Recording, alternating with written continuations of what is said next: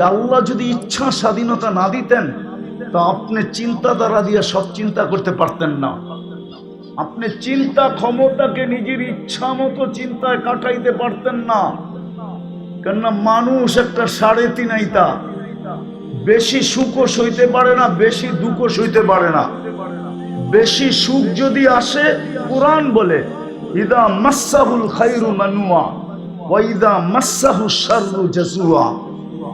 এই জন্য হাদিসে আছে, কিতাবে আছে, আমরা দেখছি বহুত বড় বড় ব্যক্তিত্বের যাদের ইশারায় মাটি উল্টাইতো, ওদেরকেও আমরা দেখছি বাচ্চার মতো হাউমাউ করে কাঁদতে।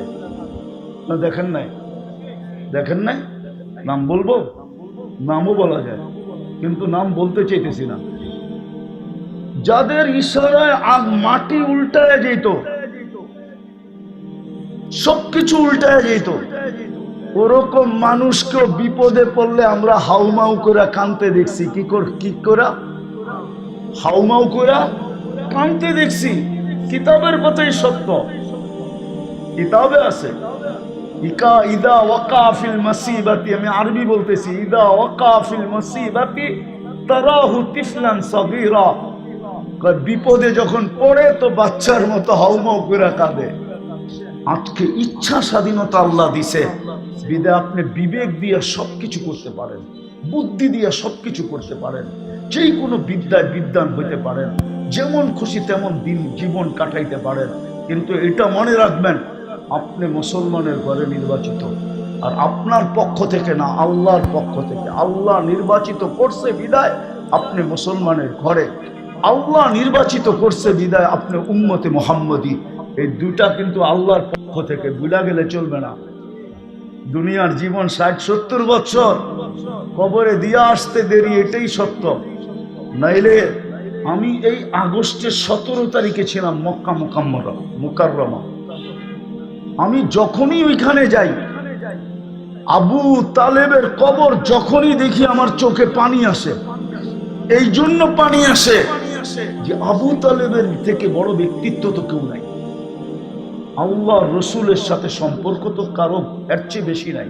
চাচা 44 বছর আল্লাহ রসুলকে বুকে রেখা পাচ্ছেন, কিন্তু দুনিয়ার থেকে চাইতে দেরি, কোনো সম্পর্ক কাজে দেয় না। আজকে আপনি আমিও চলে যাবো, সম্পর্ক কাজে দিবে না। বিদায় চলেন আজকে অঙ্গীকার করি। এই জন্য আল্লাহ মন দিয়া বলা চাই, যত বলবেন তত লাভ। কথা ঘুরে গেল, কিন্তু যত বলবেন তত লাভ। যত আল্লাহ বলবে তত ভিতরে আলোর বাল্ব লাগতে থাকবে, আলোর বাল্ব। বলতে বলতে বলতে একদিন দেখা যাবে দিলটা এরকম আলোকিত হবে যে আপনি এইখানে বৈশা দিলের জগতের ভিতরে জান্নাত দেখবেন, আল্লাহ দেখবেন, আল্লাহ আল্লাহ দেখা যাবে। যদি বলতে বলতে ভিতরে বাল্ব লাগাইতে পারি, যেটা আমি বুঝাইতেছিলাম, একটা জিনিস বুঝানোর জন্য আপনাদেরকে পিছের থেকে নিয়ে যাইতেছি, যে আল্লাহ যদি ইচ্ছা স্বাধীনতা না দিত, তাহলে কোনো ব্যক্তি তার বুদ্ধিকে নিজের ইচ্ছা মতো লাগাইতে পারত না, বিবেককে ইচ্ছা মতো লাগাইতে পারত না, বিদ্যাকে ইচ্ছা মতো বিদ্যা শিখতে পারত না, ইচ্ছা মতো জীবন কাটাইতে পারত না। ইচ্ছা স্বাধীনতা দিয়েছেন বিদায়। প্রমাণ দিতেছি, আপনি 24 ঘন্টা কাঠটা বুক করেন, কার নিয়ামতের উপরে আপনি বাইসা আছেন? সুস্থ ব্যক্তিটা কার নিয়ামতের উপরে, সুস্থতার উপরে সে সুস্থ আছে? হাটটা গাটটা চেহারাটা দেহটা, যে আপনার হাটটা গাটটা দেহটা, আপনি কার করুণার উপরে, দয়ার উপরে আপনি টিকা আছেন? সত্য তো? সত্য মানেন না? কোত্থেকে মানেন?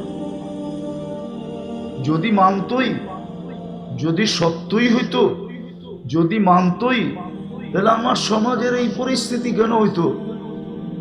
মুসলমানের ঘরে জন্ম নেওয়ার পরেও এই অবস্থা কেন হইতো? সে তো জন্ম নিছে মুসলমানের ঘরে। কার ঘরে? আপনাকে মুসলমানের ঘরে নির্বাচিত করলো কে? হ্যাঁ, দুনিয়ায় নির্বাচিত হওয়ার জন্য তো কতই তেল মারতে থাকে, ঠিক না? না মারে না? আপনাকে নির্বাচিত করছে কে মুসলমানের ঘরে? হ্যাঁ, ও দুনিয়াওয়ালাদের থেকে আল্লাহ দুর্বল, ঠিক না? ওই দুর্বল এক জায়গায় ইচ্ছা স্বাধীনতা দিছে বিদায়।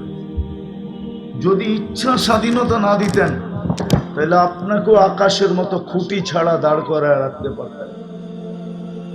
আল্লাহ বলে আকাশকে ইচ্ছা স্বাধীনতা দেই নাই, যেইখানে দাঁড়াইতে বলছি ওইখানে দাঁড়ায় আছে। আপনি কি আকাশের চেয়ে বড়? রাগ হয় না আমার কথায়, আমি বুঝাইতে চাইতেছি। আর মৃত্যুর আগে বুঝলে কাজে দিবে, মৃত্যুর পরে সবাই বুঝবে। মৃত্যুর পরে লাগবে না, মৃত্যু লগ্নেই বুঝবে। লগ্ন বোঝেন? যখন মালাকুল মউত বুকে হাত দিয়া দিবে তখনই বুঝা ফেলবে, সমস্ত পর্দা সরা যাবে। একদিকে আপনার আমার বুকে মালাকুল মউত হাত দিবে, আরেকদিকে পর্দা সরতে থাকবে, আর সচক্ষে দেখতে থাকবে। তখন চিৎকার দিতে থাকবে, রব্বির জিউন, আল্লাহ আমাকে সুযোগ দেন, ফিরত পাঠান। আল্লাহ বলবে কাল্লা, আর কখনো ফিরত পাঠানো হবে না। তোমাকে বহুত বুঝানো হয়েছে, তুমি বোঝো নাই। তোমাদেরকে বুঝানোর জন্যই তো আমি কালাম পাঠাইছিলাম, নাহলে আল্লাহর কালাম পাঠানোর কি দরকার? আল্লাহ তো আল্লাহ।